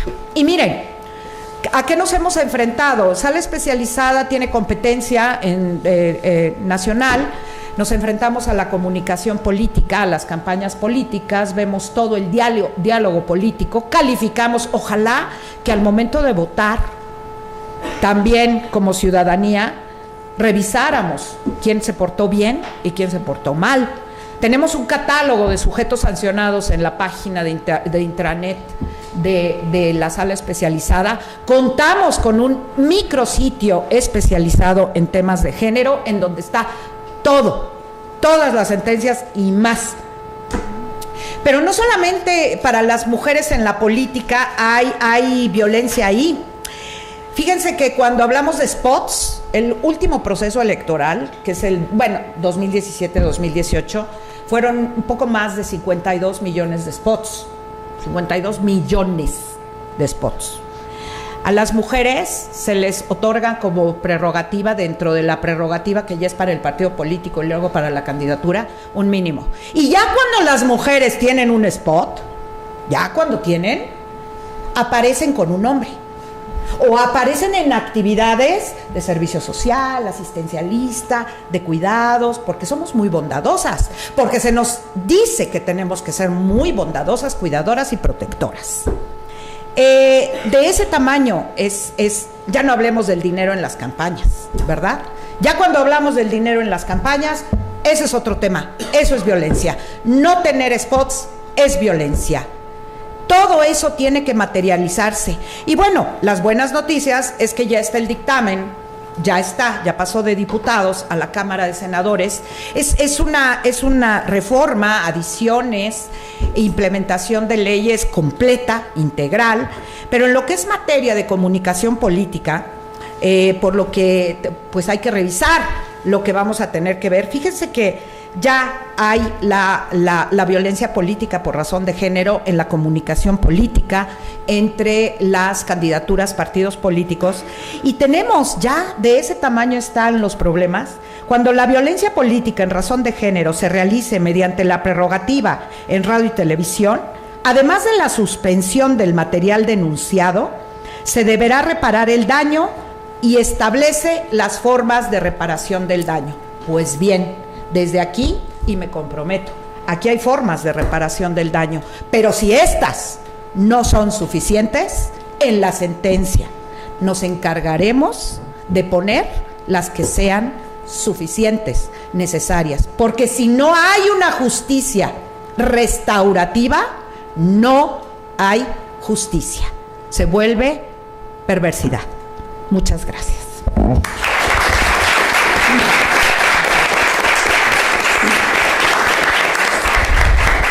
Muchas gracias, Gaby.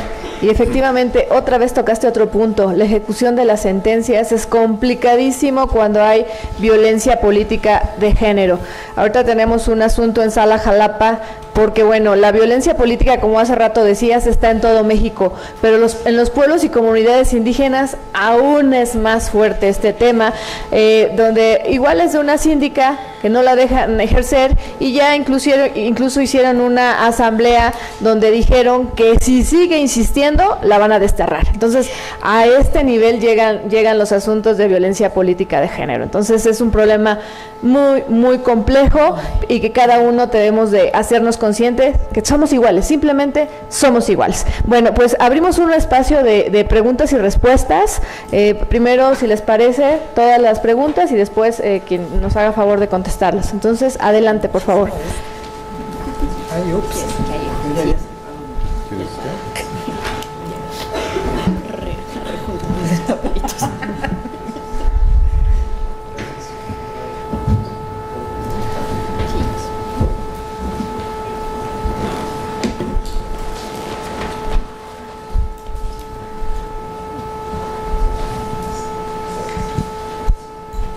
¿Qué tal? Buenas tardes.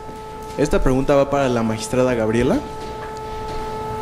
Ustedes están hablando de cómo resolver un problema de agresión hacia la mujer en la política, pero mi duda es cómo podríamos evitarlo. ¿Qué se puede plantear para evitar este tipo de agresiones? Creo que van a ser varias, Sí, ¿no? ¿alguien más? ¿Alguna otra pregunta? Ay, a ver si pueden dar su nombre, ¿no? Porfa. Perdón, Carlos Cunningham. Gracias, Carlos.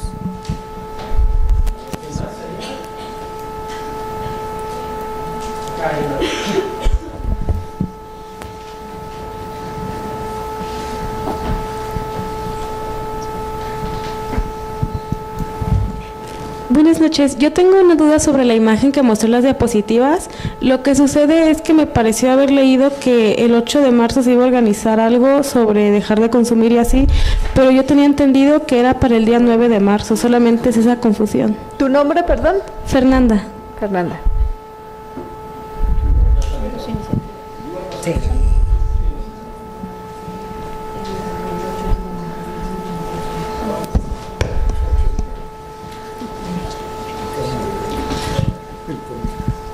Buenas tardes, mi nombre es Montserrat Rodríguez. Esto es una pregunta, ¿no? ¿Cómo funcionaría esto en las comunidades que se rigen por sistemas de usos y costumbres, donde donde esto es a mano alzada o en asambleas, y siento que la violencia de género y en general la violencia hacia la mujer es más marcada, el patriarcado es muchísimo más marcado, y poder hacer o identificar como una conducta de violencia de género en este tipo de comunidades donde no se identifican, sino son normales, y donde los procesos electorales son distintos, es decir, pueden impugnar si una mujer no la dejaron entrar a una asamblea, o un integrante de la comunidad no la dejaron entrar, pero si toda la comunidad tomara como esa conducta como legítima, ¿cómo funcionaría en un sistema de usos y costumbres donde es diferente a un sistema donde ya están los protocolos bien establecidos y se identifica bien qué sucede y qué no? ¿Cuál es tu nombre? Montserrat. Monse.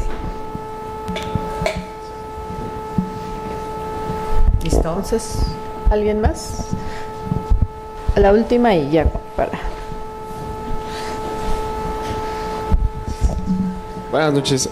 Bueno, mi pregunta es esencialmente en el tema de si considera que todas estas medidas que hoy en día existen para lograr proteger a la mujer en el ámbito político son suficientes, o considera que hay una deficiencia en este tipo de temas. Mi nombre es Eric Domínguez. Muchas gracias. Entonces tenemos la pregunta de Carlos. ¿Cómo evitar la violencia? Como ustedes consideren. Bueno. Ay, perdón. Carlos. Ay, perdón, yo soy así. Así soy. El público la aclama, ya tiene que contestar. No, Carlos. Las mujeres en la política y capacitación, bueno, es que la tarea es multidisciplinaria. Tendría que empezar desde casa, tener una cultura en donde realmente se viera la mujer y la mujer se viera a sí misma con la posibilidad de tener las mismas posibilidades. Es que los estereotipos que están incrustados en la sociedad hacen mucho daño. Ahora, ¿qué es lo que debería de pasar? En teoría existe. Los partidos voy a hablar de la política, pero no significa que no sea un problema general en todas las áreas, en todas. Ninguna se escapa, salvo el ámbito medio, y ni el doméstico, es el peor. Debería de haber escuelas, capacitaciones, escuelas para mujeres. En cuanto a los partidos políticos, fíjate que se le dan prerrogativas y dentro de ese dinero tienen que ocupar un dinero para la capacitación de las mujeres en la política. Todo eso debería de darse y que haya ese acompañamiento. Un real acompañamiento, así como cuando se dio lo de las medidas para la candidata, un acompañamiento hacia las candidatas que han sido violentadas, la denuncia. Pero es muy fácil hablar de denuncia, tu mujer denuncia, tu mujer denuncia. No, porque también en la denuncia pasa el miedo.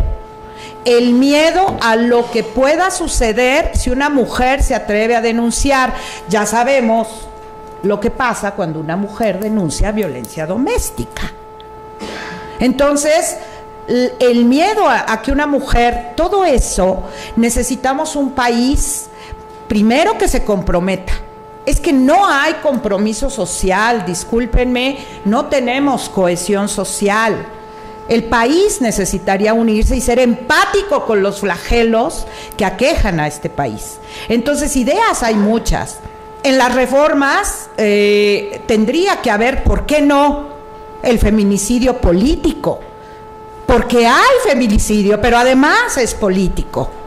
Entonces, establecer las reformas, ahora hay avances, ahora hay este tipo de situaciones, ahora hay, desafortunadamente también en este país, muerto el niño o la niña, se tapa el pozo. Eso sí, tenemos muchas leyes, porque somos un país productor de leyes como productor de cualquier cosa. Entonces, creo que lo primero es conciencia, autoevaluación. Que la boca no se apresure, menos la cabeza y por supuesto el corazón. Yo creo que está en ser realmente volver al origen y entendernos y tenernos esa unión, esas cadenas realmente de gente, esas cadenas sociales humanistas de verdad, no de discurso, porque discurso hay mucho. Eso me lleva al comentario, voy a hablar tantito de todas. Fernanda, no, este video se los presento porque es un himno de lucha desde hace 2 años, con el 8 de marzo. Esto no es de ninguna manera una publicidad para el activismo que va a haber el 8 de marzo. Por favor, no regalen rosas ni nos feliciten a las mujeres. El origen del 8 de marzo es trágico. Y estamos viviendo una tragedia en este país. No, el 7 de marzo es la cadena feminista que se va a replicar, pero yo creo que nos tenemos que unir. Yo no estoy haciendo ningún tipo de propaganda. La cadena feminista se va a replicar en todos los estados de la República como una forma de salir a la calle y unirnos. Y el 9 de marzo es Nadie se mueve. Es el 9 de marzo. Entonces, pero lo tengo desde hace tiempo Y tiene el final porque fue cuando se utilizó el 8 de marzo de hace 2 o 3 años en el Día Internacional de la Mujer, que no es celebración, por favor. Las comunidades indígenas, es que Roselia, Eva, que viven todos los días también en estos temas, pero bueno, en mi caso me apasionan. Soy de Chiapas, así es que los vivo igual.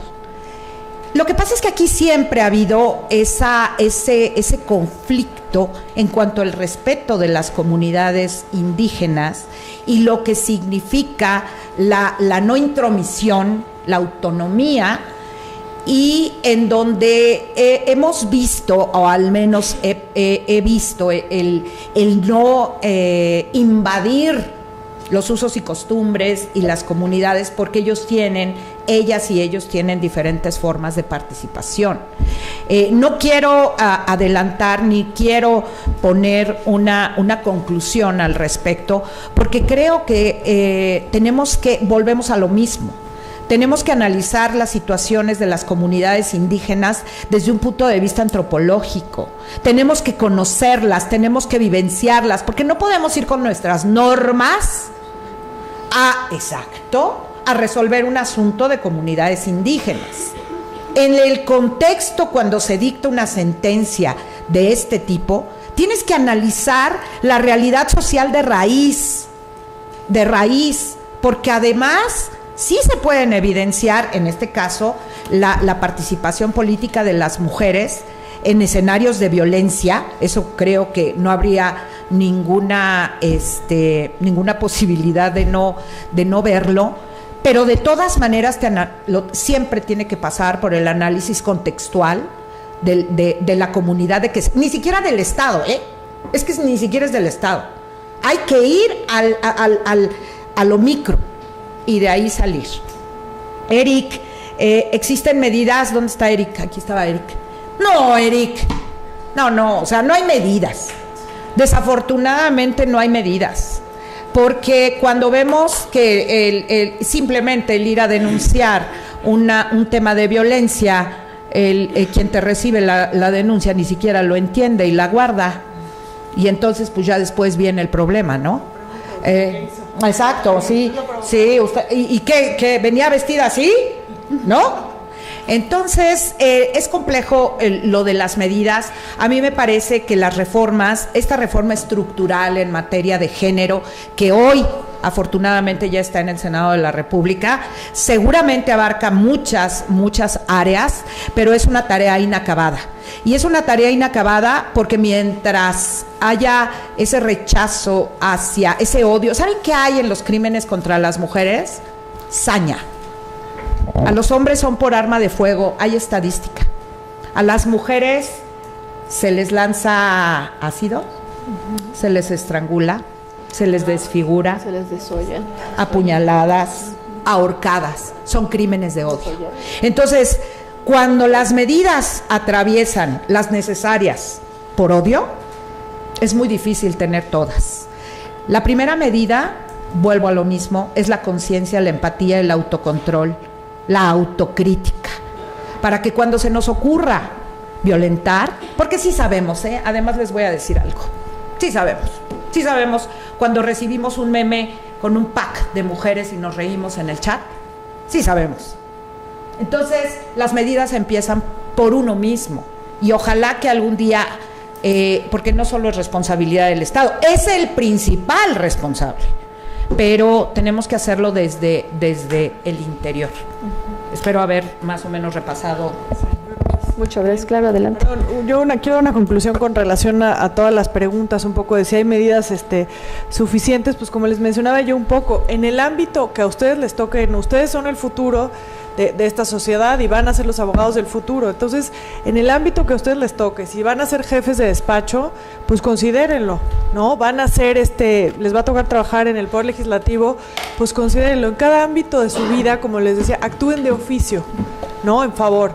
También van a ser papás, entonces eduquen a sus hijas a que sepan que pueden hacer todo, bueno, las mujeres con mayor razón, pero a que pueden hacer lo que quieran. O sea, va a haber, mijita, tú puedes hacer lo que quieras en la vida, yo te voy a apoyar. Y ¿Cuándo llegaremos a yo le digo a esta igualdad de género? Cuando hombres y mujeres entremos a un salón, a una junta de un despacho y pensemos lo mismo. Hoy en día, si ustedes entran a una clase, les voy a poner un ejemplo del maestro Cecilio. Las mujeres siempre pensamos, híjale, no la vaya a regar, no voy a decir una tontería, voy a levantar la mano solo si estoy segura que lo que voy a decir es perfectamente correcto, legal. No, la verdad es que a diferencia, o sea, sus compañeros entran y dicen, no, o sea, digo, claro que van a levantar la mano si estudiaron, pero sin duda entramos en las circunstancias de la vida con una mentalidad diferente. ¿Cuándo habrá igualdad? Cuando entremos los dos y los dos estemos pensando lo mismo, ¿no? Muchas gracias.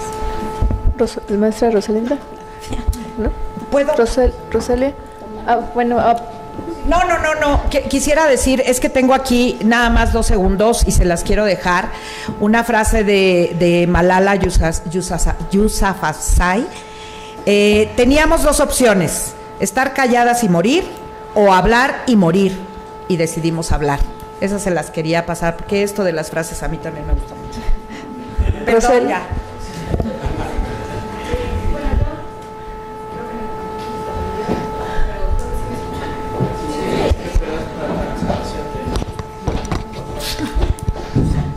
Gracias. Bueno, yo nada más tendría que decir 2 cuestiones. Una, efectivamente no hay medidas, pero más que eso es que, y más que cualquier otro discurso, cualquier cosa, este es un problema de ideología machista. Ese es el problema.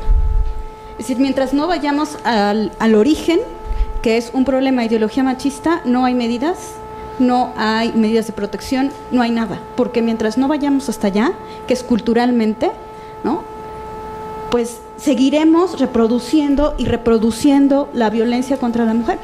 Porque esa ideología viene efectivamente, desde la casa, desde la escuela, pero desde nosotros, mujeres y hombres, que simplemente hasta con un chiste, los mismos hombres nos reímos en vez de que exista un hombre que les diga, oigan, paren, porque eso es violencia contra la mujer.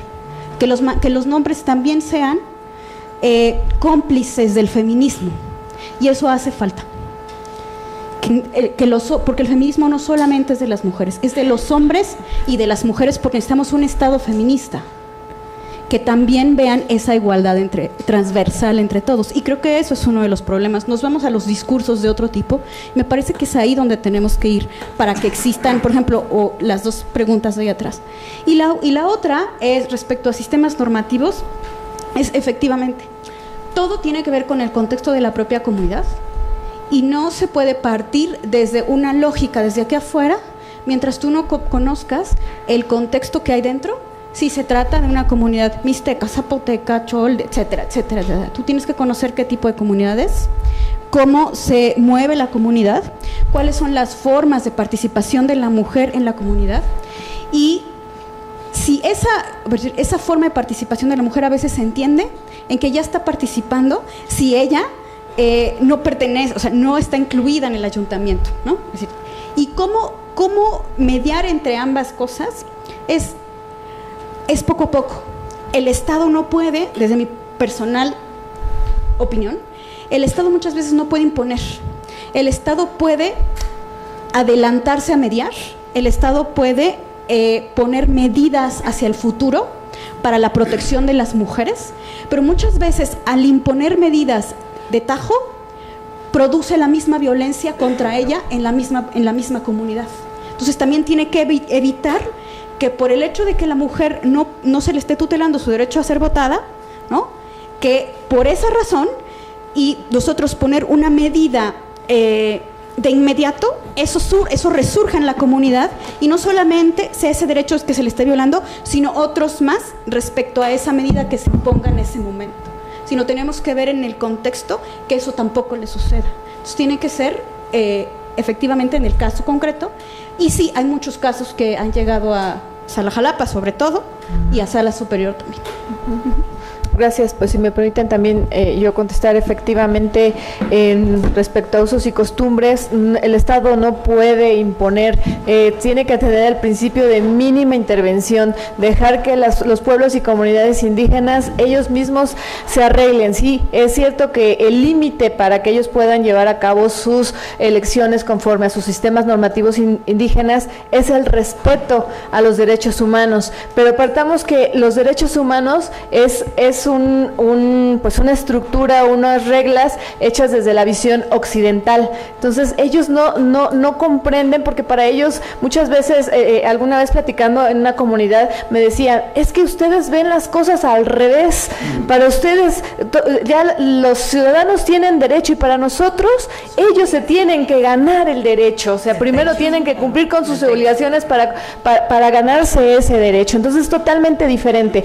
Y entonces el tema de mujeres, al igual que el otro tema de derechos humanos, o sea, el tema de mujeres hablando del derecho de igualdad, es complejo, y más ahora con la reforma de paridad en todo del año pasado, en donde también establece que se tiene que respetar este principio de paridad en sistemas normativos internos. Lo cierto es que en la exposición de motivos decía que esto tenía que ser de forma progresivo, pero se les olvidó ponerlo en un transitorio. Entonces, ¿por qué tiene que ser de forma progresiva? Porque primero se tiene que hacer conciencia en estas comunidades, y eso es a través de pues un trabajo interinstitucional en donde hay pueblos y comunidades indígenas, para hacerles explicarles por qué los derechos humanos es tan importante su respeto. Si lo hacemos nada más imponiendo, lo que va a suceder es justo lo que dijo Roselia, se va a generar más violencia, que incluso puede llegar a la muerte de quien se atreva a participar en estos procesos. Y por último, también esto de las medidas, coincido con todas, tiene que ser esto desde casa, desde niños, y no decir, porque estamos muy acostumbrados, es que las mamás tienen la culpa porque siguen enseñando a machos a sus hijos. Es responsabilidad de ambos, o como ya también lo dijeron, la igualdad y el respeto a la igualdad es cuestión de hombres y mujeres. Bueno, pues yo agradezco la verdad a Roselia, a Gaby, a Rosalinda, a Mayra, su excelente participación en estos comentarios a esta sentencia, y también agradezco al doctor Ramos Solórzano por la invitación a la Escuela Judicial Electoral, y es un placer estar en esta escuela. Muchas gracias a todos ustedes, de verdad que están haciendo lo que deben de hacerse conscientes de que hombres y mujeres somos iguales. Muchas gracias.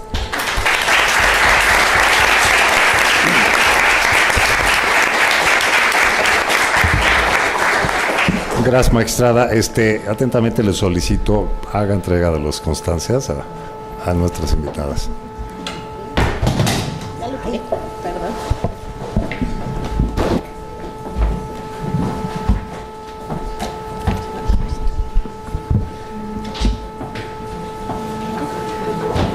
Diferentes órdenes.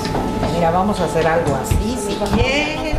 O nos pasamos para acá. Mejor, para acá sí. Eva, a tu ritmo. Sí, en el mismo software tienen las instalaciones. Perfecto. Bueno, pues hacemos entrega. La magistrada Gabriela Villafuerte. Ay, muchas gracias.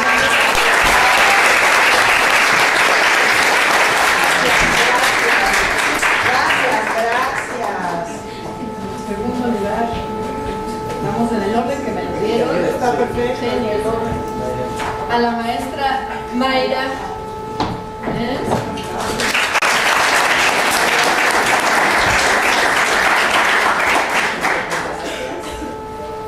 A la maestra Roselia.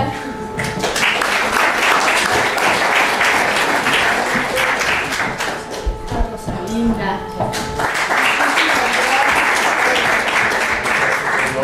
Muchas gracias.